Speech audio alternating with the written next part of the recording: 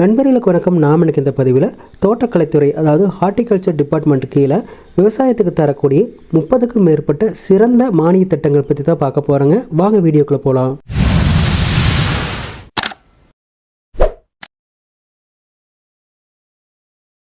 இந்த மானிய திட்டம் எல்லாமே தேசிய வளர்ச்சி திட்டம் அதாவது நேஷனல் அக்ரிகல்ச்சர் டெவலப்மெண்ட் ப்ரோக்ராம் கீழே தோட்டக்கலைத்துறை மூலயமா அனைத்து வகையான விவசாயிகளுக்கும் தந்துக்கிட்டு இருக்காங்க. முதலாவது ஒன்று வீரிய ரக கத்திரி அதாவது ஹைபிரிட் கத்திரிக்காய் வளர்த்துறதுக்கு ஒரு ஹெக்டேருக்கு அதாவது 2.47 ஏக்கருக்கு 20,000 வரைக்கும் மானியம் வழங்குறாங்க.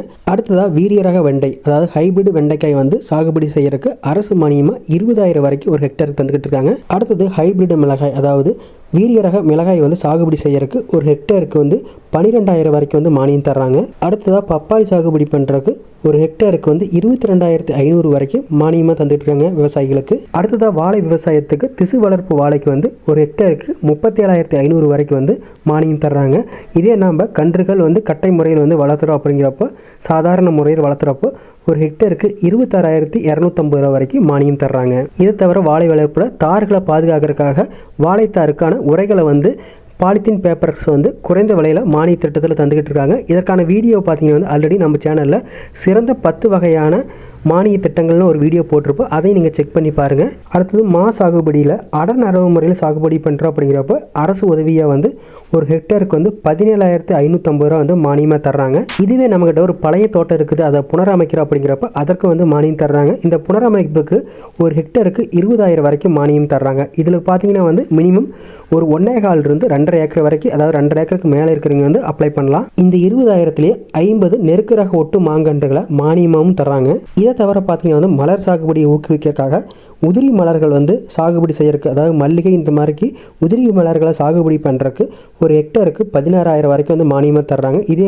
கொய் மலர் சாகுபடி பண்ணுறோம் அப்படிங்கிறப்ப 40,000 வரைக்கும் தர்றாங்க. இதுவே கிழங்கு வகையாக இருக்குது அதாவது சம்பங்கி இந்த மாதிரி கிழங்கு வகை மலர்களை நம்ம சாகுபடி பண்ணும்போது 60,000 வரைக்கும் ஒரு ஹெக்டருக்கு மானியம் தர்றாங்க. அடுத்தது வெங்காயம் சாகுபடிக்கு ஒரு ஹெக்டருக்கு அதிகபட்சமாக 20,000 வரைக்கும் மானியம் தர்றாங்க. அடுத்தது தென்னையில் அதிகமாக ஊடுபயிரை வளர்த்தக்கூடிய மிளகு சாகுபடிக்கு அந்த மாவட்டங்கள் அதாவது மிளகு சாகுபடிக்கு உகந்த மாவட்டங்களுக்கு 20,000 வரைக்கும் ஒரு ஹெக்டேருக்கு மானியமாக தர்றாங்க. அடுத்ததாக அத்தி மரங்கள் வளர்த்துறதுக்கு ஒரு ஹெக்டேருக்கு 20,300 வரைக்கும் மானியமாக தர்றாங்க. அடுத்தது பெருநெல்லி வளர்த்துறதுக்கு ஒரு ஹெக்டேருக்கு 14,400 வரைக்கும். அடுத்தது கொய்யா மரம் அடர் நடவு முறையில் நடவு பண்ணும்போது ஒரு ஹெக்டேருக்கு 17,599 வரைக்கும் அதிகபட்சமாக மானியம் தர்றாங்க. அடுத்தது கிழங்கு வகைகளான மரவள்ளி கருணை இந்த மாதிரி கிழங்கு வகை பயிர்களை சாகுபடி பண்ணுறதுக்கு ஒரு ஹெக்டேருக்கு 12,000 வரைக்கும் மானியம் தர்றாங்க.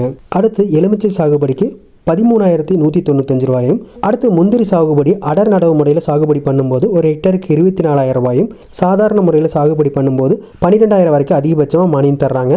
மேலும் கொக்கோ சாகுபடிக்கு ஒரு ஹெக்டருக்கு 17,000 வரைக்கும் மானியம் தர்றாங்க.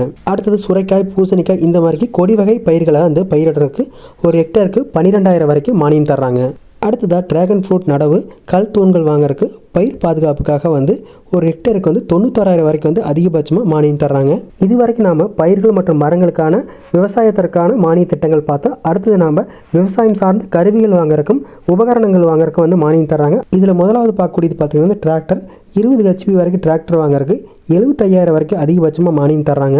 அடுத்தது மிதி தெளிப்பான் காலில் பெடல் பண்ணி ஸ்ப்ரே பண்ணக்கூடிய ஸ்ப்ரேயருக்கு 500 ரூபாயும், விசை தெளிப்பானுக்கு 2,500 ரூபா மானியமும் தர்றாங்க.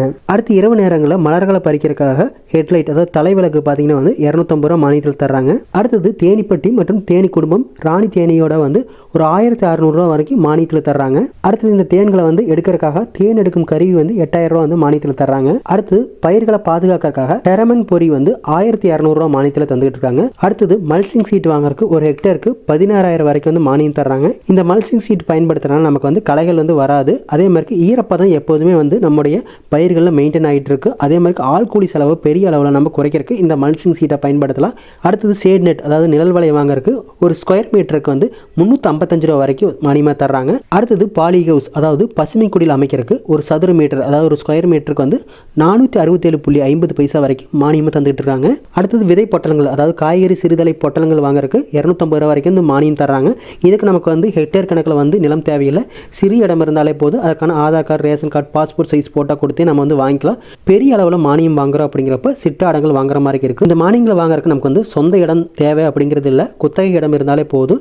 நம்ம விஏஓகிட்ட குத்தகை இடத்துக்கு வந்து விவசாயம் பண்ணிக்கிட்டு இருக்கிறதா வந்து சான்றிதழ் வாங்கி நம்ம வந்து அப்ளை பண்ணலாம். இந்த விவசாய மானிய திட்டங்கள் எல்லாமே நம்ம ஆன்லைனில் நம்ம மாவட்டத்துக்கு என்னென்ன விவசாய திட்டங்கள் வருது அப்படிங்கிறத நாம் உழவன் செயலி மூலிமா வந்து நம்ம தெரிஞ்சுக்கிட்டு அது மூலிமா வந்து அப்ளை பண்ணலாம். அல்லது நம்ம ஏரியாவில் இருக்கக்கூடிய தோட்டக்கலை ஆஃபீஸ் போய் பார்த்துட்டு அது மூலிமா நாம் வந்து அப்ரோச் பண்ணி வாங்கிக்கலாம். இந்த மானியத்தை தவிர பிரதம மந்திரி நுண்ணீர் பாசன திட்டத்தின் மூலிமா வந்து சிறு குறு விவசாயிகளுக்கு 100% வரைக்கும் மானியத்தில் வந்து சொட்டு நீர் பாசனங்கள் அமைக்கிறதுக்கு வந்து மானியம் தர்றாங்க. இதுவே நாம் சிறு குறு விவசாயிகள் இல்லாத பட்சத்தில் 75% வரைக்கும் மானியம் தர்றாங்க. இதுக்கு மினிமம் எலிஜிபிலிட்டி பார்த்தீங்கன்னா 1 ஏக்கர் இருந்தாலே போதும். அதிகபட்சமாக 12 ஏக்கர் வரைக்கும் வந்து நாம் இருக்கும்போது நம்ம இந்த மானியத்தை வந்து பெறலாம். இந்த மானிய திட்டங்கள் பார்த்தீங்கன்னா ஒவ்வொரு மாவட்டத்துக்கு வந்து வெவ்வேறு மாதிரி இருக்கும். சில பயிர்கள் பார்த்தீங்கன்னா சில மாவட்டத்தை வந்து விளைச்சல் இருக்காது அல்லது சாகுபடி செய்ய முடியாத சூழ்நிலை இருக்கும். அந்த மாதிரி பயிர்களுக்கு பதிலாக வேறு பயிர்கள் பார்த்தீங்கன்னா அந்த மாவட்டத்துக்கு வந்து அறிவிச்சிருப்பாங்க. ஸோ அந்த மாதிரி என்னென்ன பயிர்கள் நம்ம மாவட்டத்துக்கு இருக்குது, நம்ம சூழ்நிலைக்கு என்னென்ன பயிர்கள் விளையுமோ அதுக்கு தகுந்த மாதிரி மானியத்தை நம்ம வந்து அங்கே இருக்கிற தோட்டக்கலைத்துறை மூலிமா தெரிஞ்சுக்கிட்டு அது மூலிமா நம்ம வந்து அப்ளை பண்ணலாம். அதே மாதிரி சில மானிய திட்டங்கள் பார்த்தீங்கன்னா வந்து ஒரு வருடத்தில் சில மாதங்கள் மட்டும்தான் வந்து தருவாங்க. அதாவது தேனிப்பட்டியெல்லாம் பார்த்தீங்கன்னா ஒரு பிப்ரவரி இந்த மாதிரி மந்தில் வந்து தர மாதிரி சொல்லுவாங்க. ஸோ அந்த டைமில் நம்ம அப்ளை பண்ணி வாங்குற மாதிரி இருக்கும். இந்த பதிவு உங்களுக்கு ரொம்ப பயனுள்ளதாக இருந்திருக்குன்னு நினைக்கிறேன். அடுத்த ஒரு பதிவில் பார்க்கலாம். நன்றி.